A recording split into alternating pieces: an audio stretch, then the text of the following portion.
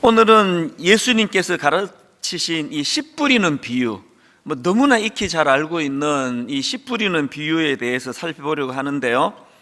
이제 어떤 사람이 이제 씨를 뿌리는데 그 씨가 네 종류의 땅에 떨어집니다. 길가, 돌밭, 또 가시덤불 속, 그리고 좋은 땅.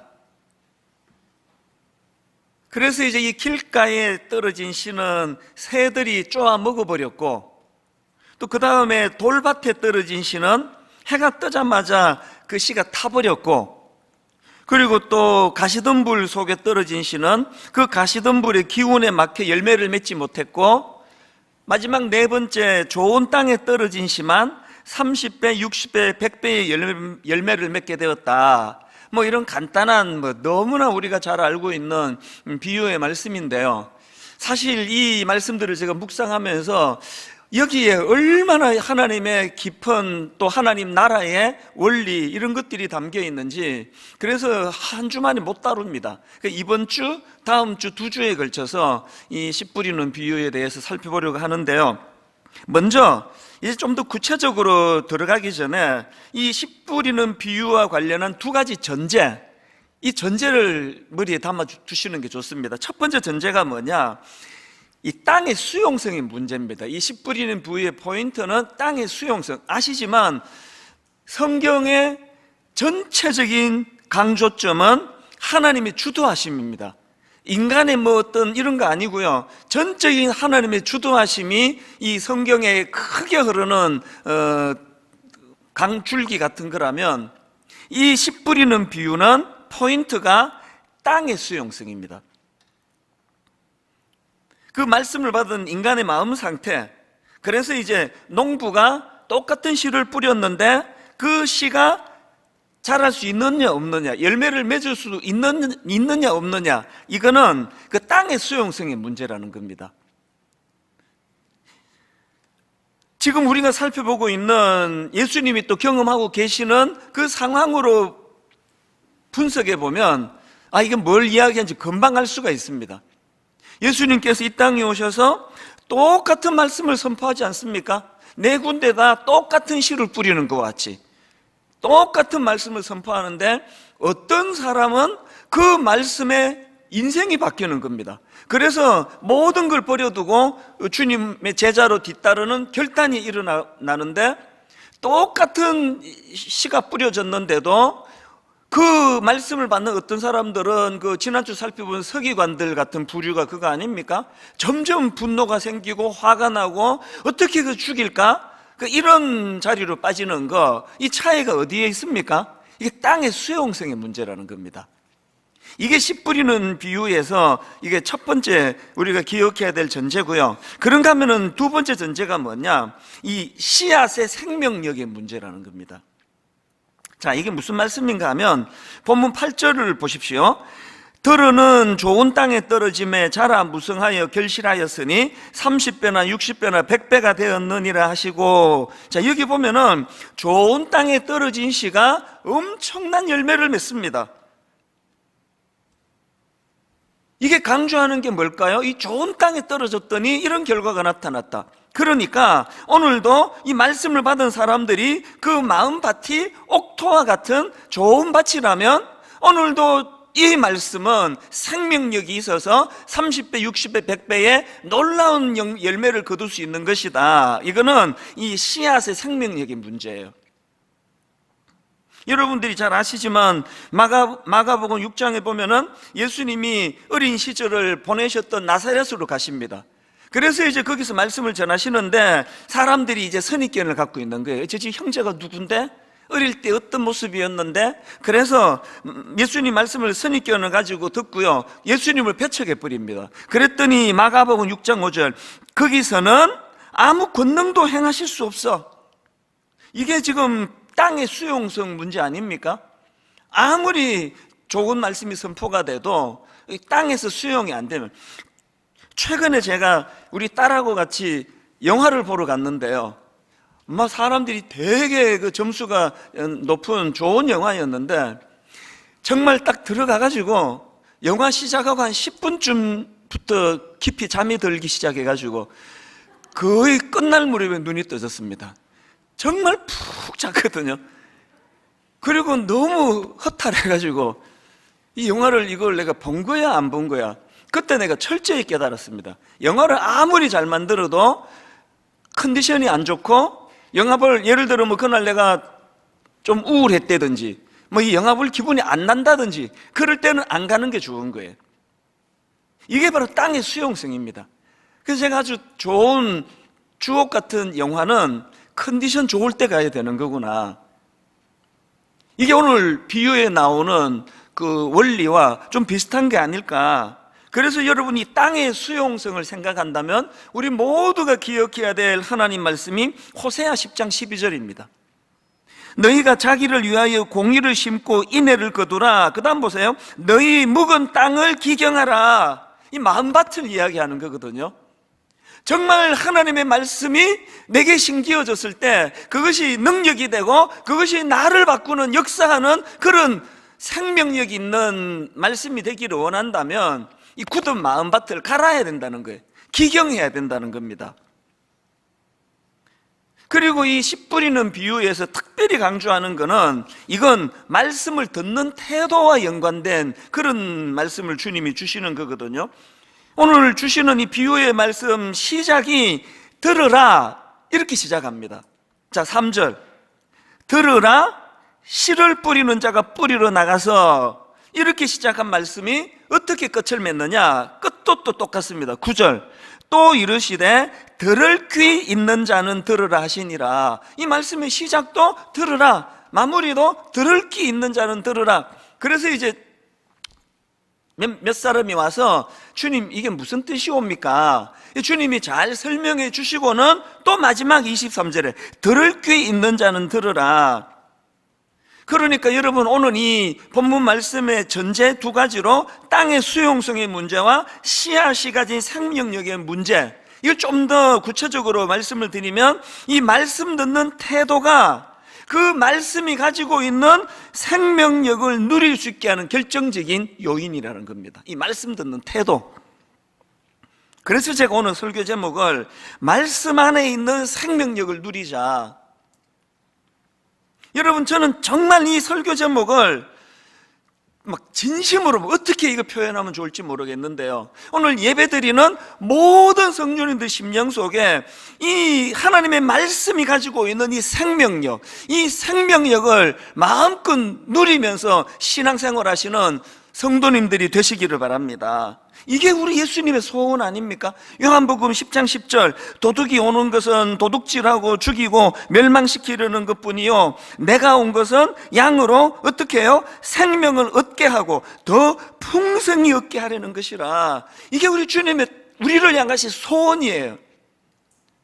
날마다 그냥 가뭄에서 있는 그 어떤 식물처럼 시들시들하고 비틀거리고 너무나 메말라 있는 것 같은 이런 모습을 주님 원하지 않으세요. 그 주님의 마음을 사도 바울이 너무 잘 알기 때문에 에베소서 3장 19절 그 너비와 길이와 높이와 깊이가 어떠함을 깨달아 하나님의 모든 충만하신 것으로 너희에게 충만하게 하시기를 구하노라. 뭐 무게감으로 치면 사도 바울하고 저하고 뭐 비교하는 것 자체가 어불성설이지만 공통점이 있습니다. 사도 바울의 그 심정이 제 심정이에요. 여러분 진실로 우리 성도님들이 진짜 그 너비와 길이와 높이와 깊이가 우리 하나님의 모든 충만하심으로 말미암아 여러분 풍성하고 충만한 그런 기쁨, 시냇가에 심은 나무 같은 그런 성도님들과 여러분들의 가정이 되시기를 주님 이름으로 축원합니다. 제가 이런 마음의 소원을 가지고 그것이 구현되기 위해서는 이 말씀 안에 있는 생명력, 이 말씀 안에 있는 이 생명력을 누려야 되는데 여러분들이 정말 이 말씀 안에 있는 생명력을 누리시기 위해서 꼭 기억해야 될 두 가지 사실, 정말 이것이 마음에 새겨지고 그래서 말씀 안에 이 생명력을 누리는 성도님이 되시면 좋겠는데요, 첫 번째, 말씀 안에 있는 생명력을 누리시기 위해서는 말씀에 대한 건강한 수용성이 회복돼야 됩니다. 이 건강한 수용성, 계속 제가 지금 강조하는 표현 아니겠습니까? 앞에서도 강조했습니다만 오늘 주신 이 씨 뿌리는 비유의 말씀은 이 말씀을 듣는 태도의 중요성을 강조하는 비유인데요. 자, 본문 14절입니다. 뿌리는 자는 뭘 뿌린다 그럽니까? 말씀을 뿌리는 것이라.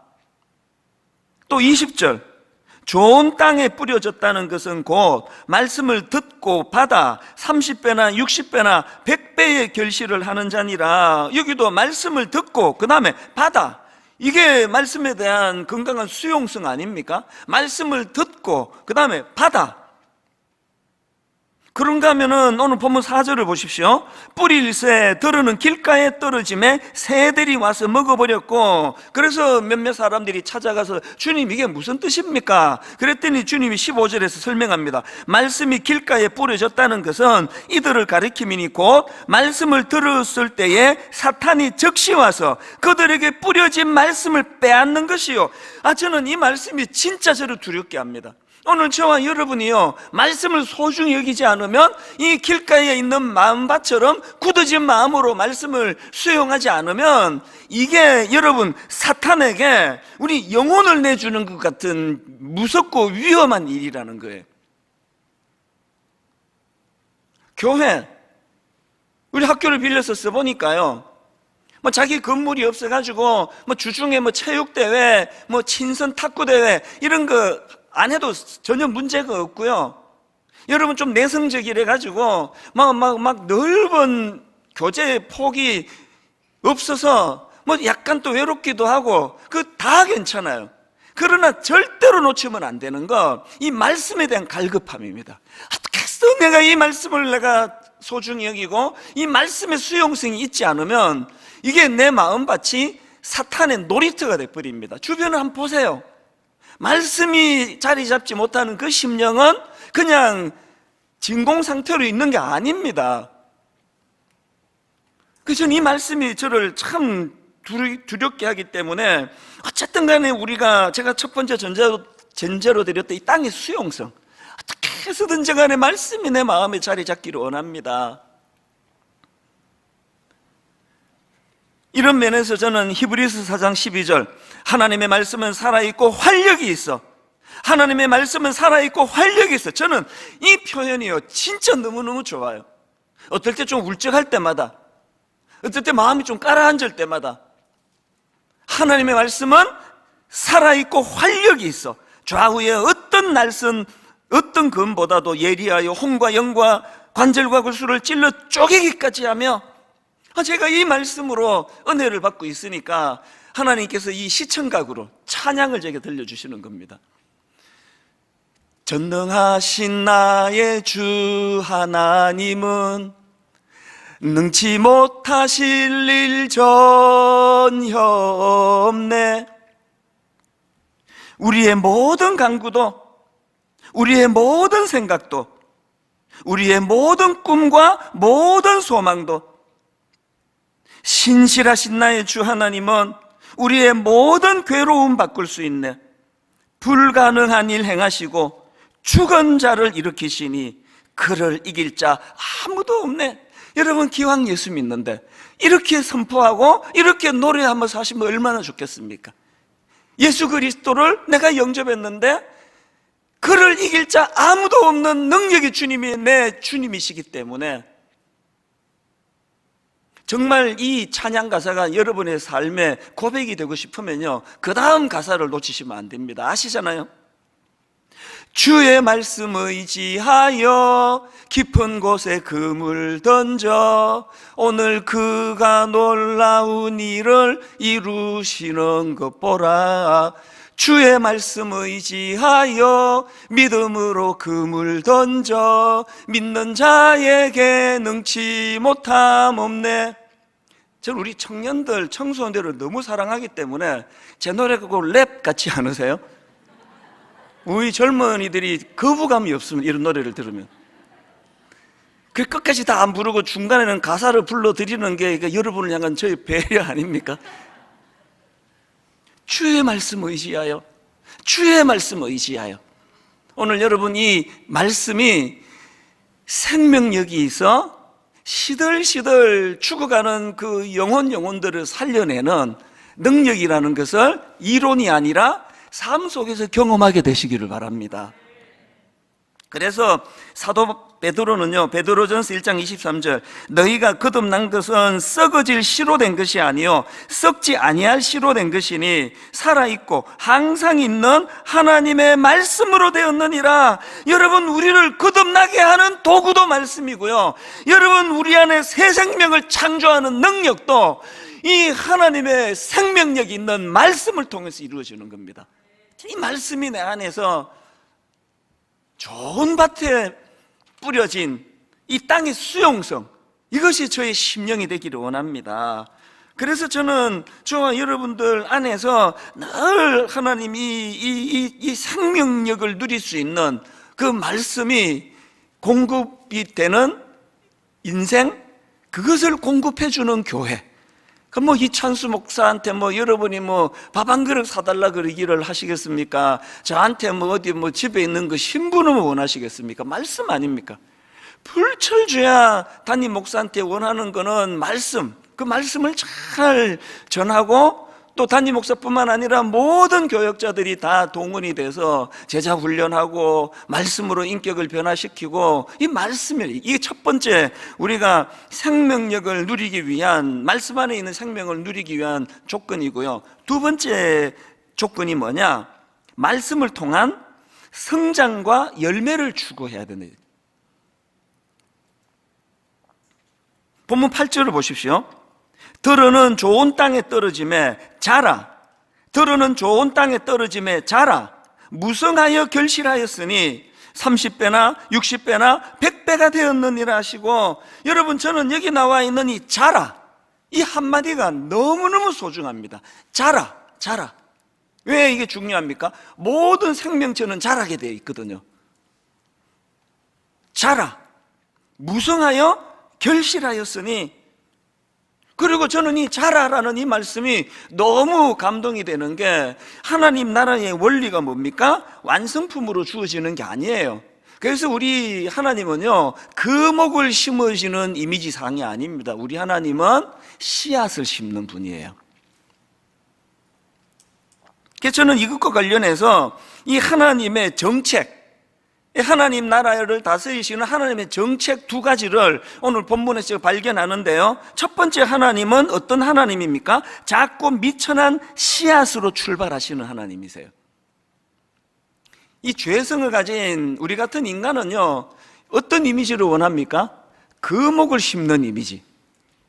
근데 우리 하나님은 씨앗을 심으시는 분이세요. 그래서 여러분 아시지만 성경에서 묘사되는 하나님 나라 이 비유 같은 걸 보면 씨 혹은 씨앗으로 하나님 나라를 설명하는 구절들을 볼 수 있지 않습니까? 그 대표적인 케이스가 마태복음 13장 31절 32절.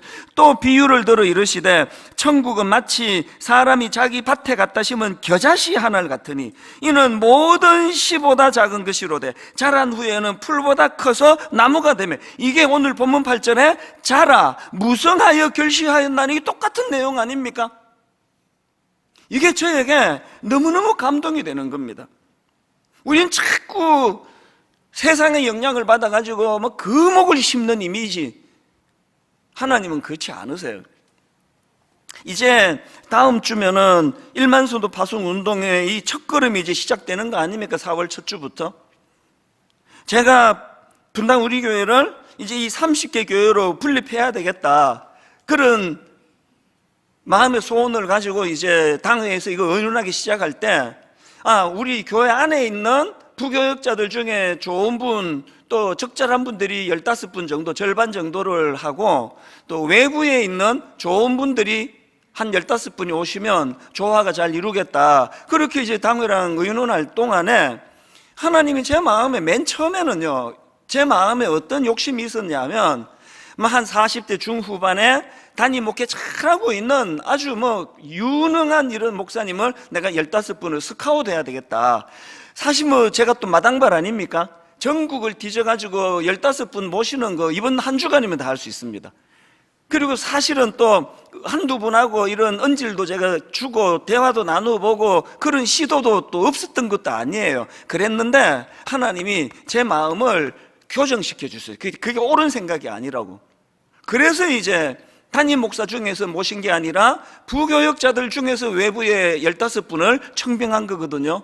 왜 담임 목사, 유능한 담임 목사 모시는 게 이게 옳지 않다고 생각했냐 하면 두 가지 이유가 있는데요. 첫째는 그럼 그 교회는 어떡합니까? 우리 교회 잘 되자고 지금 교회가 열정적으로 담임 목사님과 함께 교회가 성장하는 그 목사님을 내가 스카웃 해버리면은 그 교회는 어떻게? 우리 교회 잘 되자고 남의 교회 흔들리게 하는 게 이게 옳은 건가? 이건 아닌데. 더 중요한 두 번째 이유가 있습니다. 그게 바로 오늘 본문의 하나님 나라 원리예요. 남이 다 키워놓은 거 갖다 쓰는 건 세상의 논리예요. 하나님은 거목을 심는 게 아니라 씨앗을 심는 분이에요. 그래서 비록 아직은 나이도 더 젊고 비록 아직은 막 그런 큰 목회 경험은 안 해봤다 할지라도 이제 저와 우리 모든 성도님들이 힘을 합해서 그분들을 잘 섬겨드리고 그분이 더 잘 영적으로 자라고 성숙해 질 수 있도록 이게 신나는 거 아닙니까? 그렇기 때문에 여러분 이제 내년에 우리가 출발하게 될 1만수도 파송운동 모든 교회들은 어떤 이미지예요? 거목이 와가지고 성도들을 섬기는 게 아니라 같이 성장하는 교회. 멋지지 않아요? 담임 목사도 점점 성장하시고 성도님들도 점점 성장하시고 이런 꿈을 꾸니까 이게 너무 좋은 거예요. 왜? 이게 하나님의 이미지니까. 이게 하나님의 일하심이니까요. 씨앗을 심으신 하나님. 근데 사실 이게 발에 땅을 딛고 살다 보니까요, 이 틈틈이 이제 자꾸 퀘션 마크가 생기는 거예요.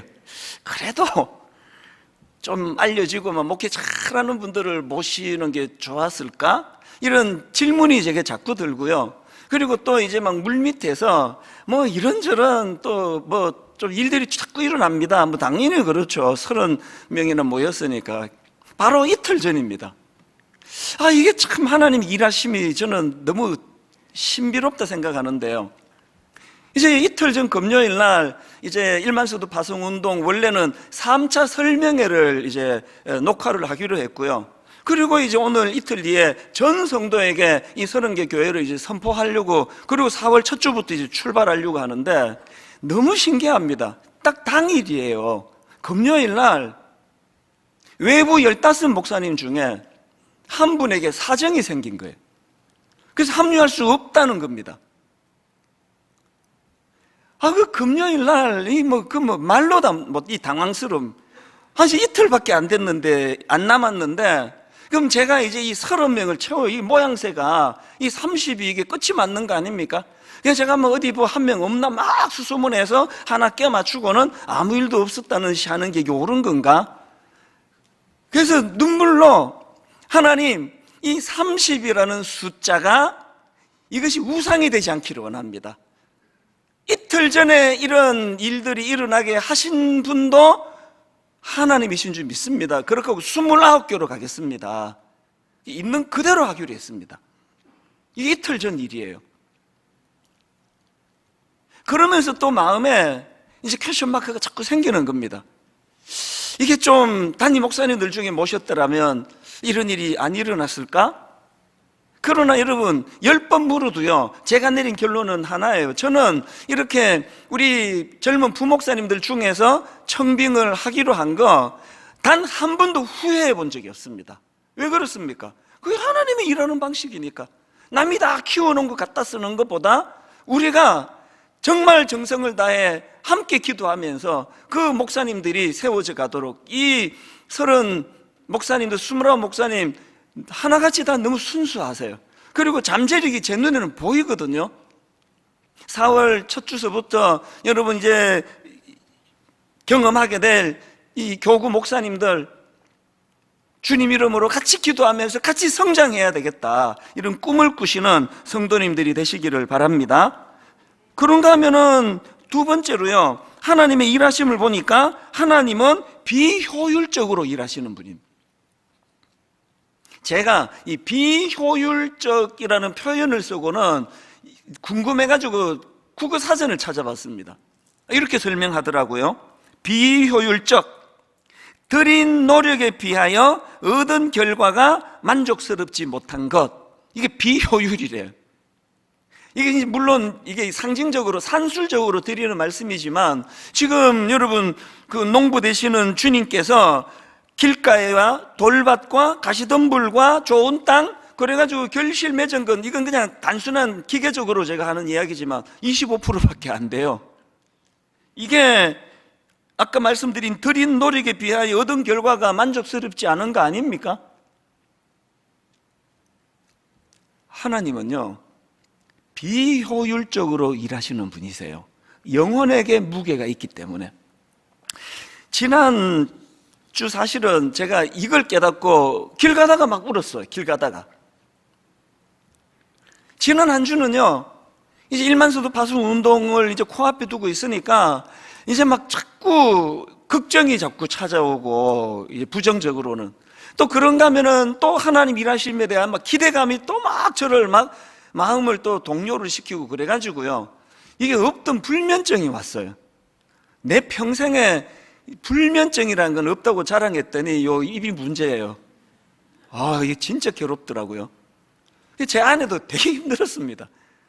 잠이 안 오니까, 이게 이제 모든 필름이 끄고 불 꺼지고 이래야 이 잠이 오는데 계속 가슴이 뛰고 이러니까 잠이 안 오는데, 내일 또 막 스케줄을 보면은 이게 막 엄청 쉬지도 못하고 강행군인데, 그래서 이제 서재에 있다가 이래갖고는 안 되겠다, 강제로도 자야 되겠다, 그래서 이미 잠들어 계시는 그 귀하신 분을 깨우게 될까봐 조심조심 그 불 꺼진 데 더덩거리면서 들어가서 겨우 누웠는데, 정신이 말똥말똥해지니까 답답해 죽겠더라고요.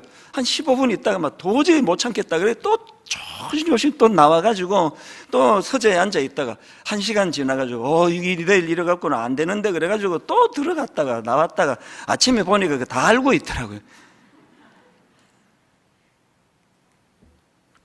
막 이런 괴로운 밤을 보내고 있던 지난주 어느 아침인데요, 몸은 좀 피곤하고, 그래서 이제 이게 좀 걸어야 되겠다. 그래서 출근하면서 일찍 나서가지고 삐 둘러서 이제 그렇게 걸어가다가 이 말씀을 묵상하다가 길 가다가 이 한 군데서 제가 눈물이 나기 시작했어요. 그리고는 그날 오전 내내 괜찮았다가 또 울컥하고, 괜찮았다가 또 눈물이 나고. 어느 지점인지 아십니까? 하나님의 이 비효율 때문에 돌짝밭에도 던져지고, 하나님의 이 비효율 때문에 가시밭에도 던져지는 이런 일들을 하셨기 때문에 20대 초반 나 같은 돌짝밭 같은 이 강팍한 내 심령에도 하나님의 말씀이 떨어진 거 아닙니까? 그래서 제가 이걸 깨달으니까 저를 구원해 주시기 위한 하나님의 비효율, 하나님의 효율이 떨어지는 그 일이 이게 은혜였구나. 그러면서 이 길은 계속하고 있는데 머리에 막 돌아가는 생각이 뭐냐 하니까, 제가 왜 눈물을 흘렸느냐, 오늘 본문에서 우리 주님이 가지신 이미지는 씨 뿌리는 분의 이미지예요. 농부의 이미지예요. 그런가 하면 또 한 가지 제가 깨달았는데요, 오늘 본문에서 우리 주님의 이미지는 그 돌밭을 옥토로 바꾸어 주시는, 돌밭을 좋은 밭으로 바꾸어 주시는 역할을 하는 이미지가 떠올려지니까 십자가가 딱 나오는 거예요. 주님의 십자가는요, 그 비효율적인 돌밭에 떨어진 그 씨를 건져내기 위하여 사용하신 도구가 십자가더라고요. 이 은혜를 받았던 내가 더 효율적인 부목사를 모집해야 되겠다, 더 효율적인 장로를 만나야 되겠다. 효율, 그게 제자의 모습이 아닙니다. 여러분, 다시 말씀드립니다. 하나님의 나라는요, 효율적으로 잘나고 똑똑하고 마음밭이 부드러워 말씀만 던지면 수용하는 이런 사람들만을 모아놓은 것이 아니에요. 너무 고집덩어리고 도대체 하나님 말씀을 알아들어 먹지를 못하는 젊은 시절에 저 같은 사람에게도 하나님의 비효율이, 일만성도 파송운동이 선포가 되고 이제 오늘 오후 예배가 끝나면은 29개 교구 지역과 담당 목사님들의 명단이 이제 다 오픈이 될 것입니다. 이분들이 제비뽑기로 그렇게 지역을 결정했는데, 그 당시 30명의 목사님들이 정말 지역 하나하나를 놓고 얼마나 노심초사하며 마음 졸이며 기도하며 정했는지 모릅니다. 몇 가지 원칙을 갖고 하자 우리가. 그래서 우리 이게 첫 번째 원칙 중에 제일 강한 원칙이 큰 교회가 갈라먹기 하듯이 500, 500, 500, 500 그렇게 나눠먹기 하듯이 이거 절대 안 된다. 비슷한 원리가 두 번째 원리인데요, 성도님들이 계시는 그 자리로 찾아가자. 이거는 효율로는 어렵습니다. 예를 들면은 제가 몇 년 전에 그 김포 지역을 제가 신방을 갔는데, 이게 뭐 아시잖아요. 막히면 뭐 2시간, 3시간 걸리는 거리에, 거기에 놀랍게도 다락방 몇 개가 있더라고요. 그래서 제가 가서 잠깐 예배를 인도하고 교제를 하는데 어떤 한 분의 말씀이 내 귀에 쟁쟁쟁쟁쟁쟁 거리는 겁니다. 목사님, 교회가 너무 멀어요. 이쪽 지역에도 분리 개척 좀 하나 세워주세요. 몇 년 전에 하신 그 말씀이 떠오르는 겁니다. 이번에 29개 교구로 조정이 되면서 1교구가 김포 지역입니다. 제비뽑기 해가지고 그 먼 김포 지역 모든 활동을 여기서 한 우리 교회 출신의 목사님이거든요. 너무 제가 은혜를 받습니다. 그 먼 김포 지역, 요 뭐 가까운 지역에 배정을 받으면 성도 숫자가 당연히 많죠. 근데 이게 뭐 말도 안 되는, 비교가 되는 적은 숫자로 김포 지역을 배정받은 그 목사님이 참 지난 금요일날 저한테 그런 고백을 하더라고요. 이런저런 생각이 겹치지 않은 건 아니지만 근데 그 지역에 하나님 주시는 소망이 생긴다고. 이게 비효율이에요.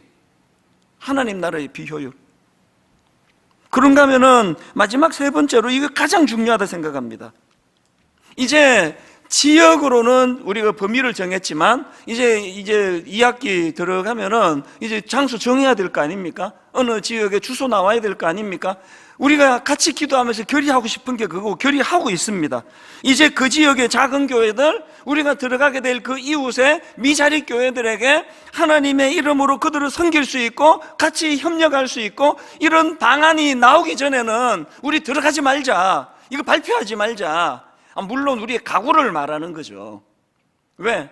하나님 나라는 어느 지역 가서 어떤 교회가 성도들을 다 그냥 쓸어 담는 이런 세상의 논리가 아니라 함께 성장하고 함께 씨가 자라고, 그런 일들이 이제 구현이 되리라고 저는 믿습니다. 그래서 저는 말씀을 이렇게 마무리하기를 원합니다. 이제 우리 성도님들은요, 이 분립개척 교회로 내가 가야 되나? 안 가야 되나? 지금 고민하지 마세요. 지금 결정하시는 게 아니고요, 올 연말에 하시면 됩니다. 그리고 안 가시면 되고요, 동네 작은 교회로 가셔도 되고요. 지금은 누리실 때예요. 29 우리 젊은 목사님들을 보면서 참 좋은 밭에 던져진, 그래서 함께 성장해 나가고 갈수록 더 풍성한 은혜가 세워져 가고, 이런 꿈을 같이 꾸시면서 29교회로 분립하는 이 일이 저나 모든 성도님들을 괴롭게 하는 일이 아니라 이게 하나님의 신비로운 하나님의 방법, 그래서 예상하지 못했던 기쁨이 일어나서 점점 갈수록 새들이 깃들고 거기에 지친 자들이 찾아오는 그런 아름다운 29개 교회, 또 분당 우리 교회, 그리고 이 땅의 모든 교회들이 되기를 주님 이름으로 축원합니다. 오늘 이 말씀을 기억하시면서 우리 471번입니다. 전능하신 나의 주 하나님은 능치 못하실 일 전혀 없네. 우리 가사를 생각하시면서 주의 말씀을 의지하여, 주의 말씀을 의지하여 믿는 자에게 능치 못함 없네. 우리 가사를 생각하시면서 함께 찬양하기 원합니다. 전능하신 나의 주 하나님은 능치 못하실 일 전혀 없네.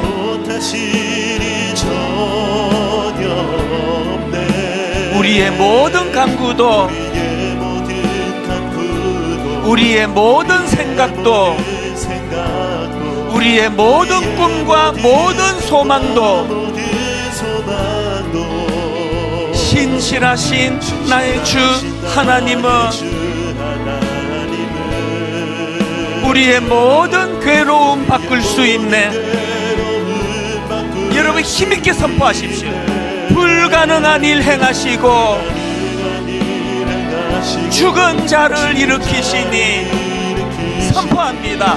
그를 이길 자 아무도 없네. 아멘. 주의 말씀 의지하여 깊은 곳에 그물 던져 오늘 그가 놀라운 일을 이루시는 것 보라.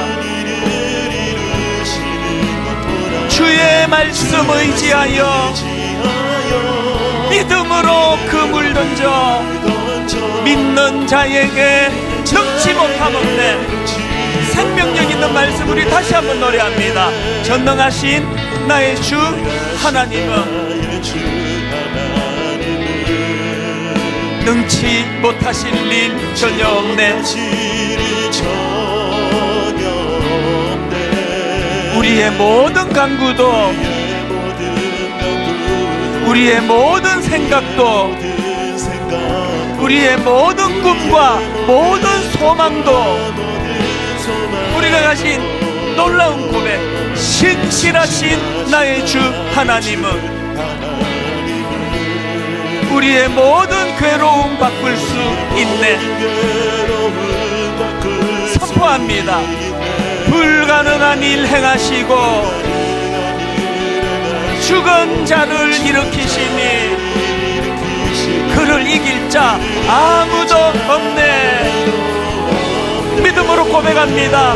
주의 말씀 의지하여 깊은 곳에 그물 던져 오늘 그가 놀라운 일을 이루시는 것 보라. 주의 말씀 의지하여 믿음으로 그물 던져 믿는 자에게 능치 못함 없네. 우리 다 자리에서 일어나셔서 다시 한번 고백합니다. 전능하신 나의 주 하나님은 힘있게 선포합니다. 능치 못하실 일 전혀 없네. 우리의 모든 간구도 우리의 모든 생각도 우리의 모든 꿈과 모든 소망도 신실하신 나의 주 하나님은 여러분 이거 믿으십니까? 우리의 모든 괴로움 바꿀 수 있네.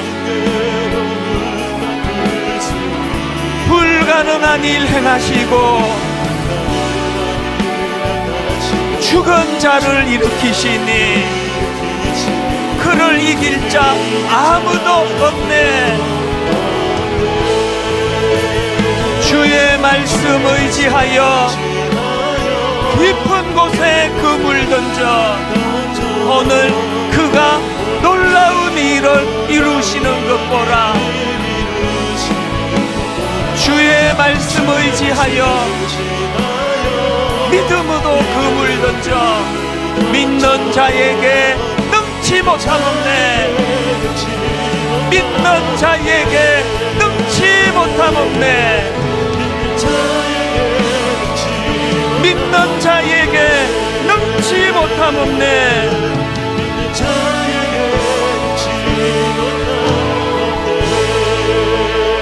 여러분 이 말씀의 씨앗, 이 말씀의 능력을 믿는다면 무엇보다도 하나님께 회개의 기도 드려야 돼요. 하나님이 굳어진 내 마음을 기경시켜 주시기 원합니다. 하나님이 돌짝밭 같은 내 마음이 너무 많은 사람이 들락거리며 밟아서 굳어질 대로 굳어진 그 땅, 씨앗이 들어가지 않는 이 굳은 내 마음을 하나님 내 묵은 마음의 땅을 기경하여 주시기를 원합니다. 갈아엎어 주시기를 원합니다. 말씀의 능력이 나타나게 하여 주시기 원합니다. 29개 교구를 놓고 기도합니다. 하나님 우리 부임하는 목사님이나 우리 성도님이나 함께 성장하고 함께 자라. 아버지 겨자씨로 시작했지만 너무나 아름다운 숲을 이루는 나무가 되는 교회 되게 하여 주시옵소서. 주신 말씀을 가지고 우리 통성으로 같이 기도하시겠습니다. 살아계신 하나님 아버지, 하나님 오늘의 시간 아버지 감사함으로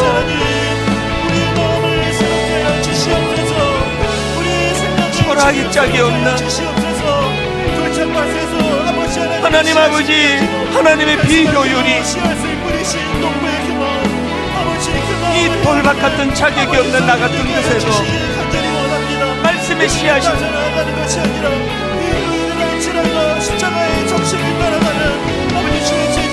하나님 아버지,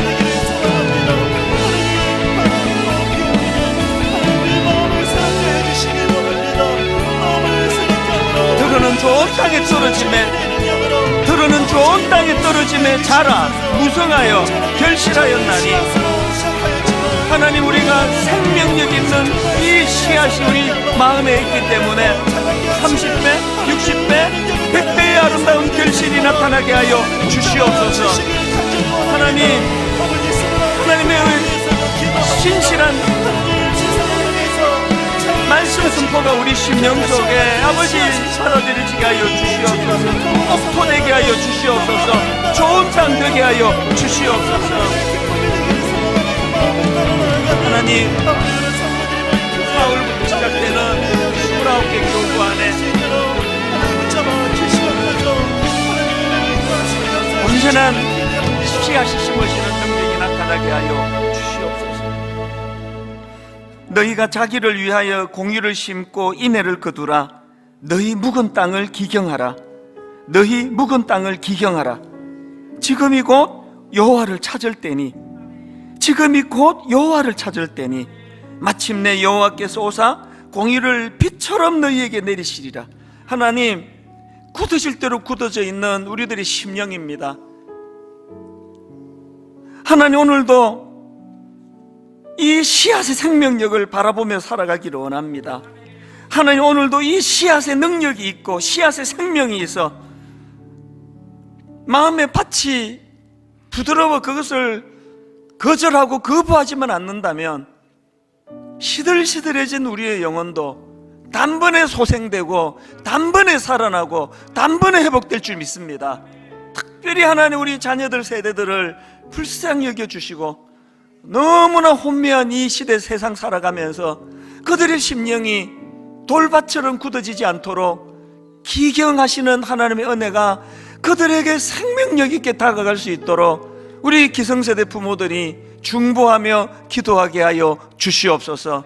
무엇보다도 하나님, 29개 교구로 4월 첫 주부터 시작이 될 때 그 목을 기대하는 마음을 내려놓고 참 하나님 앞에 순수한, 아직은 활짝 꽃이 피지는 아니었달지라도 그 목사님들 안에 아버지 생명의 씨앗이 자라고 있음을 보는 눈을 허락해 주시고 우리 목회자와 우리 성도님들이 함께 성장해가는 하나님 나라를 이루는 그런 교구, 올 연말부터 그런 교회로 독립이 되어 가질 수 있도록 간섭하시고 여기에 우리의 소망이, 여기에 우리 마음속에 꿈이 아버지 자라날 수 있도록 그것을 기도로 하나님 앞에 나아가는 그런 믿음의 성도님들 되도록 인도하여 주시옵소서.